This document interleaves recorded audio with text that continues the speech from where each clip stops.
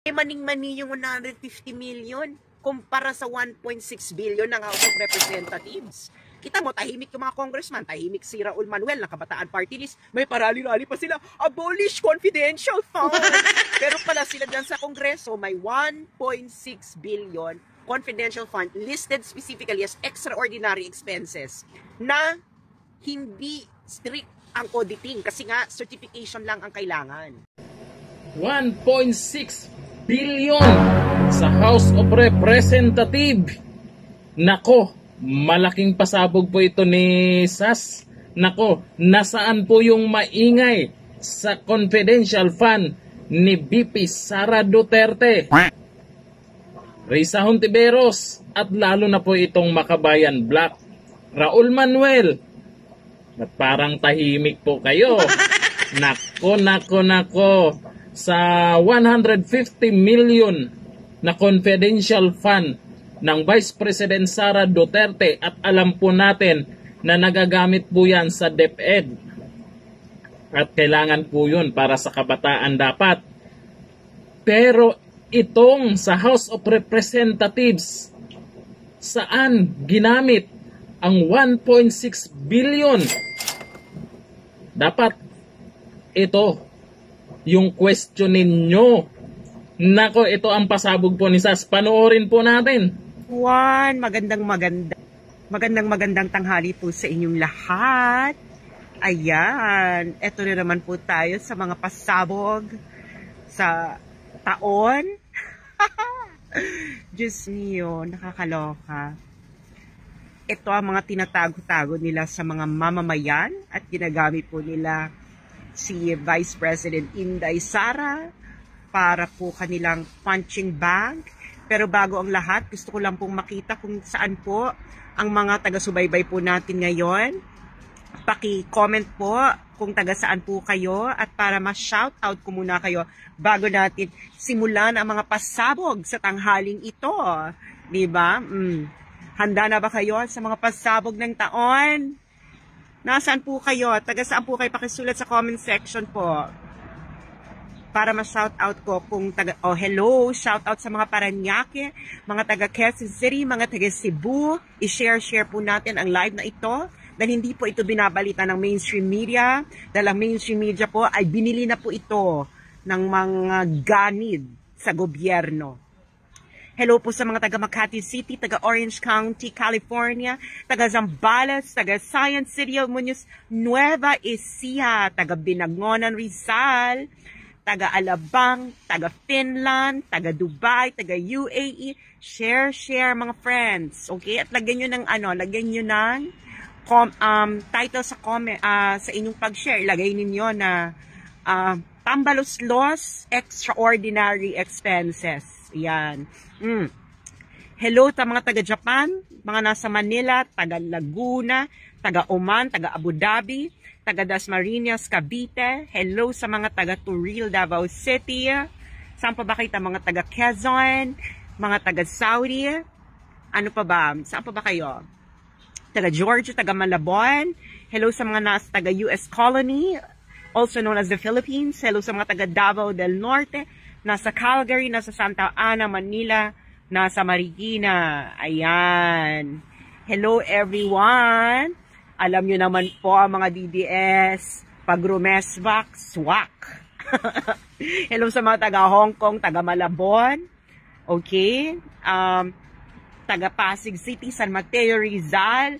Mga taga Singapore, mga taga Hong Kong. Hello. Nako.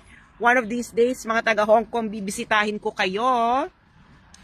Yan. At tayo ay sama-samang magtutong its dyan sa Causeway Bay. Mga taga Hong Kong. Aminin nyo, nagtutong its kayo dyan sa Causeway Bay. No? Alam ko yan, dalag-aral ako before sa Hong Kong. Nagtutong its kayo. Hello sa mga taga Zamboanga Peninsula. At mga taga Caloocan City. Mga taga Spore. Saan yung Spore? Singapore? Taga Laguna? Alam mo, Georgia, USA, ano na tayo, DDS tayo, no? Alam mo, hindi tayo papayag sa mga kaipokrituan at mga kakupalan at kaipalan ng mga kung sino-sino, mga taga Cebu City, Taga Sweden, share, share, share. At lagyan nyo ng title ang share ninyo. Lagay nyo Tambaluslos Extraordinary Expenses. Okay. Mga taga Davao City. Ako po'y nasa, Moscow. Yan, Moscow, Russia. Hello sa mga taga Taguig. At, okay. Ready na ba kayo? Kung ready na kayo, i-comment ninyo na ready na kami sa pasabog. I-comment ninyo yan, ready na kami sa pasabog. Hello sa mga taga UAE, mga Kagwagwa, Pampanga. Hello, hello, hello. At hello sa mga nasa Taiwan, Republic of China. Hello, Helen. Ako gusto kong bumisita dyan sa Republic of China. Hello sa mga taga-Taguig, taga-Lubao, Pampanga. Kung ready na kayo, ilagay ninyo, ready na kami sa pasabog. Type nyo sa comment section. Pag kulang ang ready na kami sa pasabog sa comment section, hindi ako magsasalita. Marami akong pasabog ngayon, no? Pasabog mula sa Moscow. Ganon. Hello sa mga taga Switzerland. Hello sa mga DDS Japan. Nako. Hello Japan, Japan. Sagot sa kahirapan. Hello sa mga Tagum City, Davao City. Ready na ba kayo? Ready na ba kayo sa mga pasabog ng taon? Ayan. I-comment nyo lang, ready na kami sa pasabog. Ready na kami sa pasabog. Yan. Alam niyo naman ako kung yung favorite Russian spy, di ba? Ready na kami sa pasabog. Okay. Ayan na, readiness na si Melanie. Nako, parati ka na lang, Melanie Abalia, parati ka na lang ready. I-share ninyo, friend. Share. At lagyan nyo ng title. Extraordinary Expenses ni Tambaluslos. Ayan. Hong Kong. Hello. Hello, hello, hello. Okay. Pa-shoutout sa mga taga Hong Kong. Del si Baluka. Yes. Sabi ko nga sa iyo, Del, gusto ko, pumunta ako dun sa Hong Kong, magtotong eats tayo dun sa Causeway Bay. Kala mo hindi ko alam yan, ha? Anyway. Okay. Simulan natin ang unang pasabog. Okay. Alam niyo naman, no? Dito sa Beijing. And then, I discovered, hindi ko kasi pwedeng sabihin yung pangalan. Kasi bawal, no? Bawal dito sa university sa Beijing yung ganyan, no? Pero, itago na lamang natin ang taong ito sa pangalang puno. Ayan. Punong mangga. Ano ba magandang puno? Punong nara. Ayan. Itago na lamang natin siya sa pangalang punong mangga. Hello sa mga taga Hong Kong. Nako, hello mga taga Hong Kong, no? Pag ako bumisita dyan, gusto ko Saturday or Sunday, tapos magtutong eats tayo, at kailangan pakainin ninyo ako ng cassava cake. Or ano ba yung mga binibenta nyo dyan tuwing Saturday at Sunday? Or yung mga spaghetti hindi maputla. Or mga pansit. Aminin nyo, alam na alam ko yung ginagawa niyo. Hello sa mga taga Edmonton, Alberta, Canada. Okay. Eto na. So, itong si Punong Mahogany. Ayan, para mas maganda naman. Si Punong Mahogany. Okay. Si Punong Mahogany. Ito ay isang masugid na anti-China. Okay? At tinatawag niya yung mga katulad namin na gusto na ayusin ang ating gulo sa China at ayusin ang ating ayusin ang magkaroon tayo ng maayos na diplomatic arrangement sa China tungkol dyan sa South China Sea kasi madali lang naman yung ayusin eh. Dahil kung gustong ayusin, maraming paraan. Kung ayaw, maraming anti-China. Anyway, so itong si anti-China ng Punong Mahogany na feeling mo patriotic, tinatawag kami mga trader, etos garbanzos, keme latik. So si Punong Mahogany, meron siyang anak. Okay? At ngayon ko lang na-discover, as in ngayong araw na ito ko na-discover, ng isa sa mga anak ni Punong Mahogany, okay, ni Punong Mahogany, si Punong Mahogany po kasi, nag-ambisyon po yang maging punong nara. Hindi po siya kailanman naging punong nara, hanggang punong mahogany lang siya. At super anti-China ni Punong Mahogany. So si Punong Mahogany, meron siyang anak. At yung anak niya, na-discover ko today, nagtuturo dito sa same university kung saan ako nag-aaral dito sa Beijing. At itong university na ito ay isa ito sa mga public university, state university sa China. One of the premier universities here in China na inorganize ng CPC, the Communist Party of China. Hindi ko na sabihin ano university kasi nga para ma-protection naman natin yung privacy kasi baka ma-deport ako dito sa China. Bawal kasi ang ganyan. So si Puno Mahogany, yung anak niya, nagtuturo dito sa same university kung saan ako nag-aaral dito sa China. At yung university ito isa to sa mga elite universities dito sa Beijing. Okay? Pag sinabi mo itong university na to, highly respected dito sa China. Hindi nga lang siya gaano kaalam outside China. Pero dito sa loob ng China, it's very, very well respected. Highly respected. Okay. Si Tariela, hindi nga po si Tariela. Ano ba? Puno nga eh. Yan si Tariela, buto lang yan eh. Punong mahogany. Okay? So yung anak niya, nagtuturo dito sa university mismo. Na kung saan ako nag-aaral dito sa Beijing. Okay? So, lakas-lakas tawagin. Kaming traitor, eklabo, kemelatik. Pero yung anak pala niya, nagtuturo dito. Ay, napaka-impokrito ni Punong Mahogany. Alam mo, ikaw Punong Mahogany, meron ka kasing vested interest dyan sa South China Sea, sa langis-langis. Kaya ikaw, anong clue? Ang clue nga po ganito. Ang clue po, si Punong Mahogany, nag-ambition po yan before, for the longest time ng kanyang career. Gusto niyang maging punong nara. Ngayon, si Punong Mahogany, hanggang Punong Mahogany lang siya. Hanggang natapos na ang growth ng kanyang Punong Mahogany, hindi siya naging punong nara. Okay?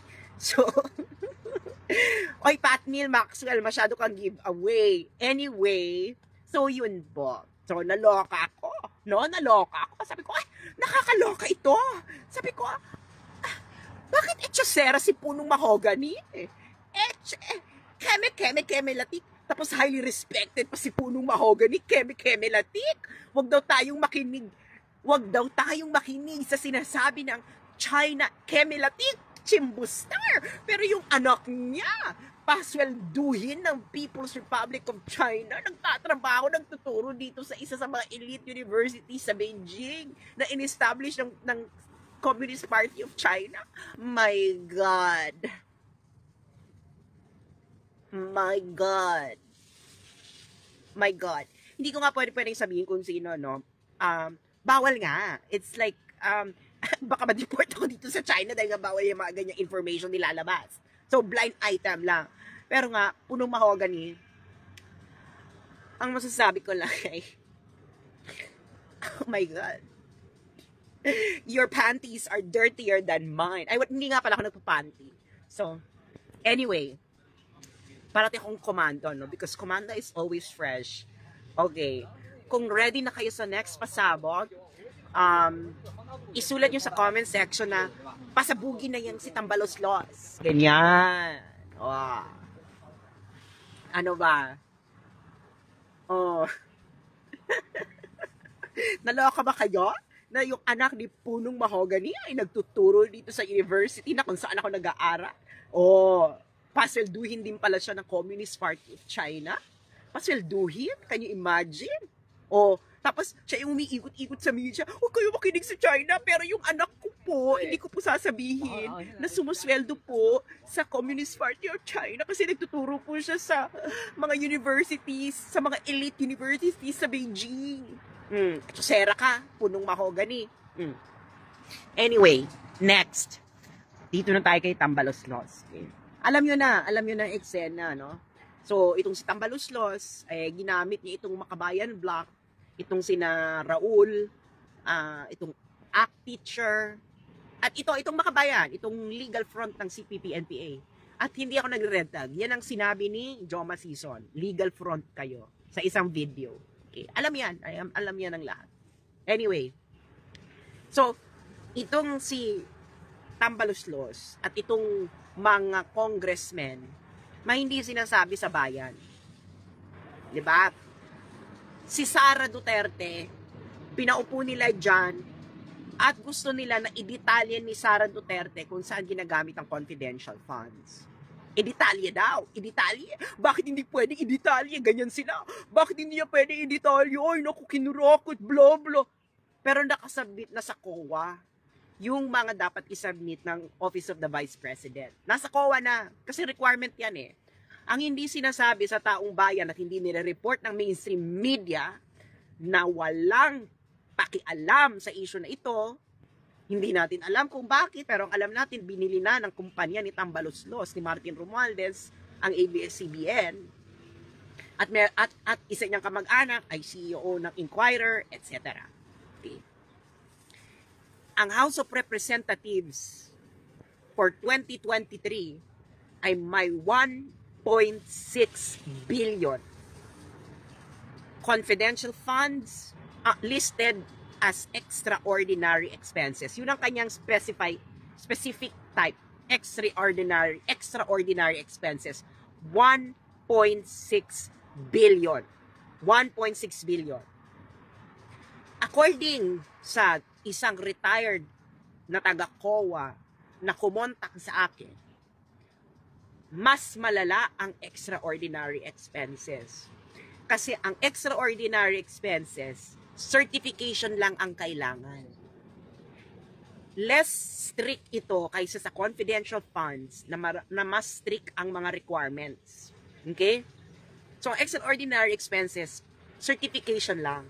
At sa House of Representatives, ang may control niyan, okay, ay ang House Speaker. 1.6 billion. 1.6 billion. Naidetalye na ba ng House of Representatives, ni House Speaker Martin Romualdez, kung ano yung extraordinary expenses na nagkakahalagang 1.6 billion pesos? So, kung ikukumpara mo ito dun sa tinatarget nila, yung 150 million na confidential funds ng DepEd, maning-mani yung 150 million kumpara sa 1.6 billion ng House of Representatives.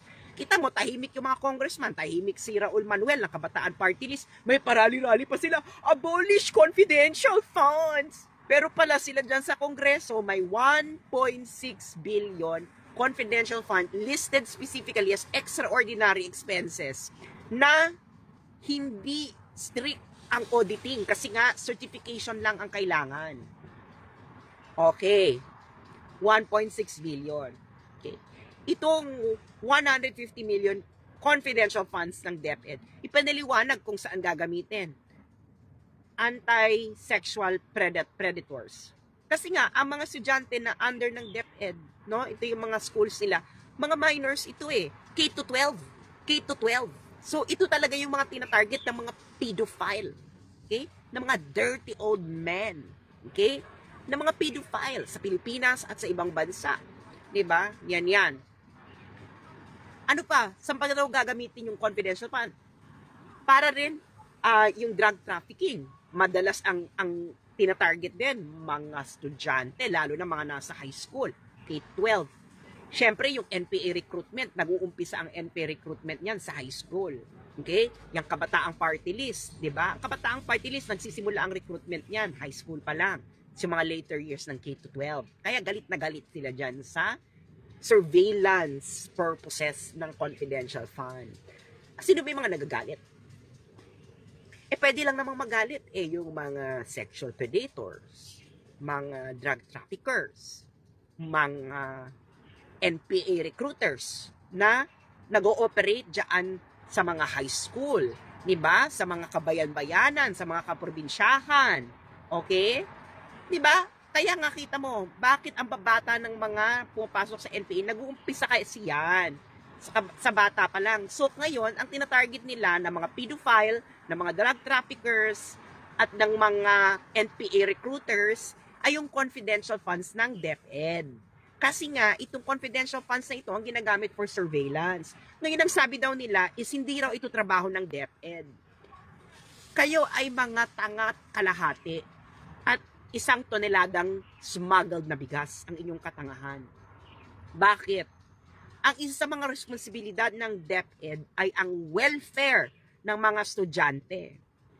Ano nga ba ang mga issue ngayon na may security implication sa welfare ng mga estudyante? Ito ang issue ng sexual predation, ng drug trafficking, at ng NPA recruitment at iba pang insurgency recruitment. So 150 million yung nasa DepEd. Pero alam natin na ito'y gagamitin for the surveillance para maprotektahan ang mga estudyante sa sexual predation, drug trafficking, at sa NPA recruitment. Yung 1.6 billion po na extraordinary expenses na confidential fund ng House of Representatives, para saan po yan? Para saan po yung 1.6 billion? Meron na po bang hearing? Kung may nag-demand na po ba na i-justify ng House of Representatives para saan yung 1.6 billion nila na confidential fund listed as extraordinary funds? Para sa hindi nakakaalam at kakarating pa lang, ang extraordinary funds po ay mas malala kaysa sa confidential funds kasi ang extraordinary funds, certification lang ang kailangan. Certification lang ang kailangan. Nasaan po? Bakit po may 1.6 billion extraordinary expenses? Tapos ito namang si Senate President Miguel Zubiri, ang kapal din ng pagmumukha mong tao ka. Ang Senate po ay may 331 million confidential fund listed again as extraordinary expenses. Again, ang extraordinary expenses ay certification lang ang kailangan sa paggastos ito. Hindi po ito kasing strict ng confidential funds or other types of funds. Bakit meron kang 331 million extraordinary expenses listed at confidential fund? Bakit ang Senate of the Philippines meron yan? Para saan? Ano ang extraordinary expenses ng Senado? Ano ang extraordinary expenses ng House of Representatives at kailangan nila ng 1.6 billion? Ito pa. Ang House of Representatives under the speakership of Martin Romualdez ay may traveling expenses for 2023 ng 2 billion pesos. 2 billion pesos po ang traveling expenses ng House of Representatives according to their budget. Bakit kailangan ninyo ng 2 billion pesos for traveling expenses dyan sa House of Representatives? Para saan? At bakit hindi nyo ito ipaliwanag sa taong bayan? Bakit kayo, na gumagawa lang naman ng batas, nakaupo lang naman kayo dyan, kailangan nyo ng 2 billion na traveling expenses, and that is on top of the 1.6 billion confidential fund listed as extraordinary expenses na mas malala. Kasi nga, certification lang ang kailangan ng extraordinary expenses at hindi ito kasing strict ng confidential fund. Bakit hindi ninyo kayo Zubiri, Romualdez, bakit hindi nyo ipaliwanag sa taong bayan ano ang purpose ng ininyong extraordinary expenses? 1.6 billion. Nakontrolado yan ni Martin Romualdez. 331 million. Nakontrolado yan ni Zubiri. Kasi Zubiri ang Senate President. Siya ang mag-a-approve ng release. Si Martin Romualdez, kontrolado niya yung 1.6 billion. Kasi siya mag-a-approve ng release kasi siya ang speaker. So, ipaliwanag sana ni Martin Romualdez ang 1.6 billion extraordinary expenses na confidential fund ng House of Representatives. Para saan po yan? Pakidetalye po sa taong bayan, ano ba yung mga extraordinary expenses ninyo? 'Di ba? Kasi meron na kayong budget for personal services. Ang personal services po na budget ng House of Representatives for 2023 ay 4 billion.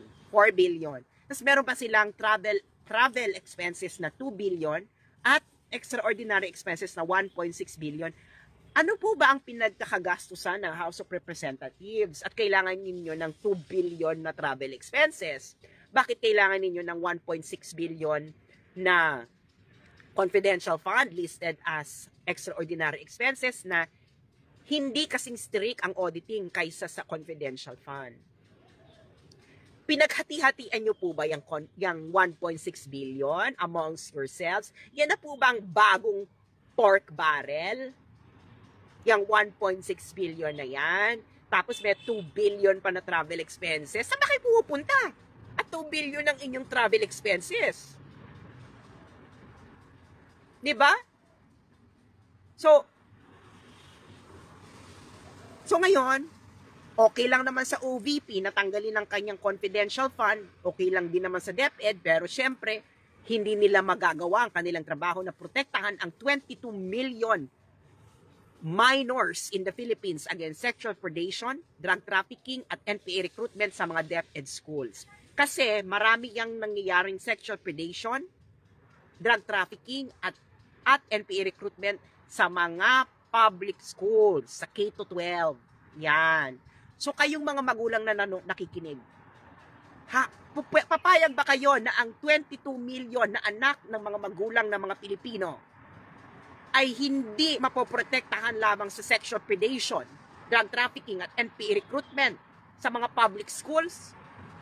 Welfare ng mga estudyante ang isa sa mga mandate ng DepEd, at ang surveillance ng mga criminal organizations at terrorist organizations na umaaligid at ginagamit ang mga school grounds para sa sexual predation, drug trafficking, at NPA recruitment ay kailangan ng matinding surveillance. Bakit? Magkano bang ang budget ng CCP-NPA? Ang pondo ng CCP-NPA, no, umaabot niya ng 1 bilyon. Tapos, saan sila nagre-recruit? Ang nire-recruit nila mga bata kasi mas madaling imolde ang isipan ng mga kabataan. So, nasaan yung 1.6 billion? Ano yung extraordinary expenses ng House of Representatives na 1.6 billion?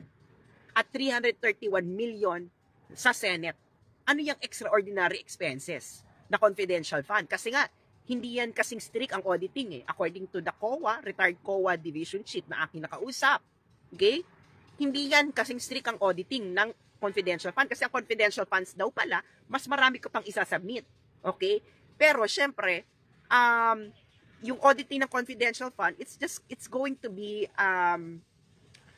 confidential nga. Pero yung extraordinary expenses na 1.6 billion na under the control ni Martin Romualdez, hindi strict ang auditing yan, kailangan lang ng certification. So, ano na po, Martin Romualdez, ipaliwanag niyo po sa taong bayan bakit may 2 billion travel expenses ang House of Representatives at bakit may 1.6 billion na extraordinary expenses under na confidential funds. Bakit po ganyan kalaki ang travel expenses ninyo? 2 billion. Bakit 1.6 billion ang extraordinary expenses as confidential fund?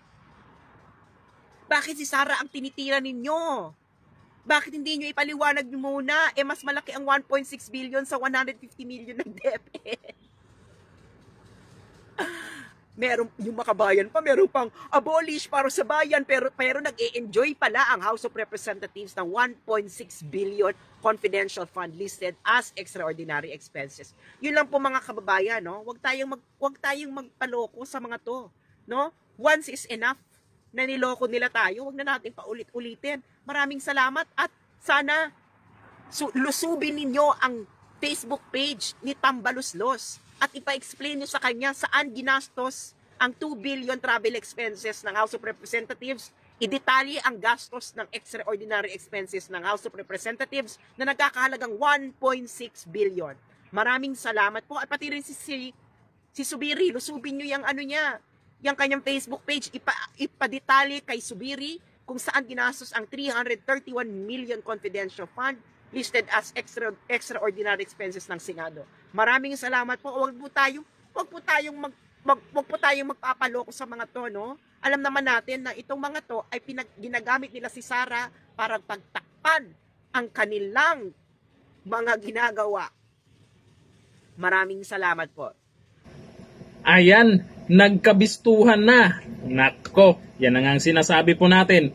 Ano nga ba ang dahilan kung bakit si VP Sara Duterte ang talagang pinag-iinitan nila na meron namang pinaliwanag kung saan mapunta yung confidential fund. Pero itong 1.6 billion, di natin alam kung para saan ito. Kaya ito dapat ang questionin. Natahimik po itong mga congressman natin. At lalo na po itong maingay na si Risa Hontiveros. Comment down below. Hanggang dito na lang. Thank you. Bye-bye.